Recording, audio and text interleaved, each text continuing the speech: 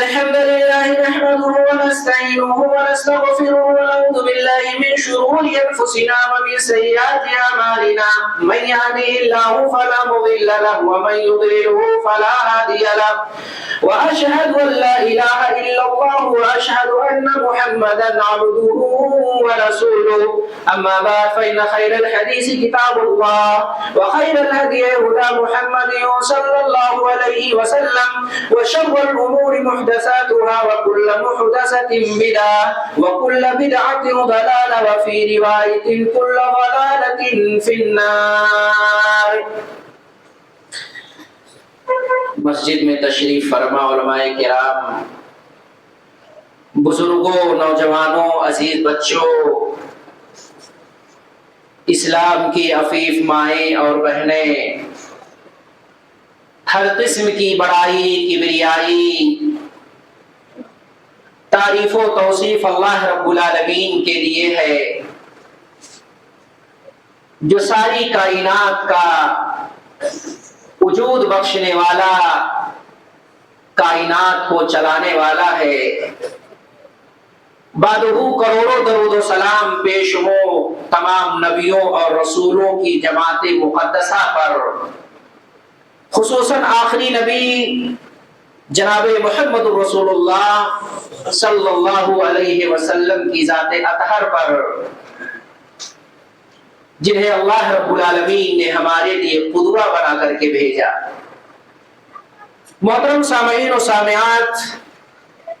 آج کے اس خطبہ جمعہ میں جو عنوان آپ کے سامنے لے کر کے حاضر ہوا ہوں، وہ عنوان ہے اہل بیت اور صحابہ کے درمیان جو تعلق تھا، صحابہ اور جناب محمد رسول اللہ صلی اللہ علیہ وسلم کی اولاد کے ذریعہ سے آگے بڑھنے والی جو نسلیں ہیں، ان کا آپس میں ایک دوسرے سے تعلق کیا تھا. اس مختصر وقت میں انشاءاللہ میں کچھ باتیں اپنی ٹوٹی پھوٹی زبان سے آپ تک پہنچانا چاہتا ہوں. اللہ رب العالمین سے دعا کرتا ہوں کہ اللہ رب العالمین ہم تمام مسلمانوں کو ان تمام فتنہ پروروں سے دور رکھے جو صحابہ اور اہل بیت کے درمیان لڑائی کو لوگوں کے سامنے بیان کرنے کی جسارت کرتے ہیں.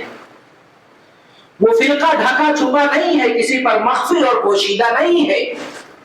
جنہیں ہم شیعہ، روافض اور نہ جانے کن کن ناموں سے جانتے ہیں،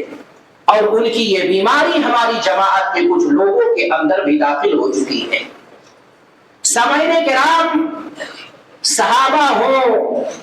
اہل بیت ہو، یا اسی طرح سے انبیاء کرام ہو، ان تینوں مقدس ہستیوں کا خود انتخاب اللہ رب العالمین نے کیا ہے. جو شخص صحابہ کرام پہ انگلیاں اٹھاتا ہے، ان کی ذوات عالیہ پہ ڈاکے ڈالتا ہے، ان نفوس قدسیہ پر بکواسات کرتے ہوئے نظر آتا ہے، اسے سوچنا چاہیے کہ ہم جن جماعت پہ انگلی اٹھا رہے ہیں، اس جماعت پہ ہم رہنمائی کر رہے ہیں جن کا انتخاب اللہ رب العالمین نے کیا. صحابی اپنے سے صحابی نہیں بنا، یا کسی کے بنانے سے نہیں بنا. وہاں کوئی کمپنی نہیں تھی جس کمپنی کے اندر اگر کوئی داخل ہو جائے تو صحابی بن جائے. صحابیت کا انتخاب خود اللہ رب العالمین نے کیا. جیسے ہی اللہ رب العالمین نے نبوت اور رسالت کا انتخاب کیا ہے، ایسے ہی اللہ رب العالمین نے جو ہے صحابیت کا انتخاب کیا ہے، اور صحابیت ہی کے اندر اللہ رب العالمین نے اہل بیت کا بھی انتخاب کیا ہے. میرے بھائیوں، بخاری شریف کی بڑی مشہور روایت ہے کہ الواسطہ بن الاسفر قال قال رسول اللہ صلی اللہ علیہ وسلم ان اللہ اصطفى کنانۃ من ولد اسماعیل واصطفى کنانہ واصطفى قریشا من کنانہ واصطفى من قریش بنی ہاشم واصطفانی من بنی ہاشم او کما قال النبی صلی اللہ علیہ وسلم. حضرت واصلہ بن اسقع بیان فرماتے ہیں کہ اللہ کے رسول صلی اللہ علیہ وسلم نے بیان فرمایا کہ اللہ رب العالمین نے کنانہ کا انتخاب اسماعیل کی اولاد میں سے کیا. اور آپ کو معلوم ہونا چاہیے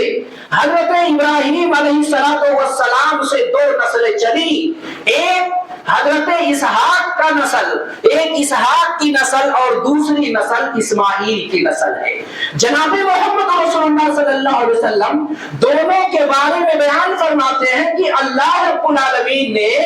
کنانہ کا انتخاب کیا اسماعیل کی اولاد سے، یعنی اسحاق کی نسل سے جو ہے اسماعیل کی نسب اعلیٰ اولا اور بہتر ہے، اور اسی اشرف نسل سے اللہ رب العالمین نے جب بنی کنانہ، اللہ رب العالمین نے کنانہ کا انتخاب کیا، اور اسی کنانہ سے اللہ رب العالمین نے قریش کا انتخاب کیا، اور قریش ہی میں سے اللہ رب العالمین نے بنی ہاشم کا انتخاب کیا، اور بنی ہاشم میں سے جناب محمد رسول اللہ صلی اللہ علیہ وسلم کا انتخاب کیا۔ اس سے پتہ یہ چلا کہ ابراہیم علیہ السلام کی نسل میں سب سے اعلیٰ نسل جو ہے وہ نسل ہے جو حضرت اسماعیل کے ذریعہ سے آئی، اور اسماعیل علیہ السلام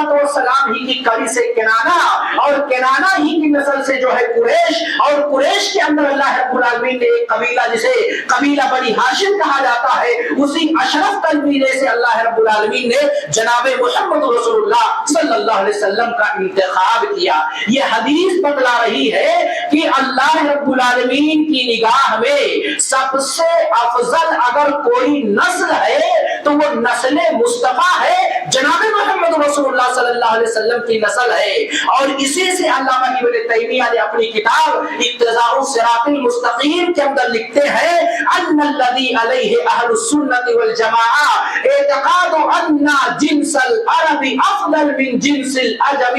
عبرانیہم وسریانیہم ورومیہم وفرسیہم وغیرہم وان قریشا افضل العرب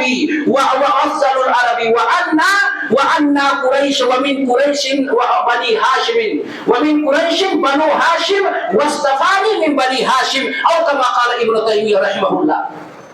ابن تیمیہ رحمہ اللہ اقتضاء کے اندر بیان فرماتے ہیں کہ اہل السنہ والجماعہ کا یہ عقیدہ ہے کہ جنس عرب یہ جنس عجم سے افضل ہے۔ جنس عرب یعنی عربی افراد یہ عجمی افراد سے، یعنی جو جنس ہے جنس کے لحاظ سے اہل عرب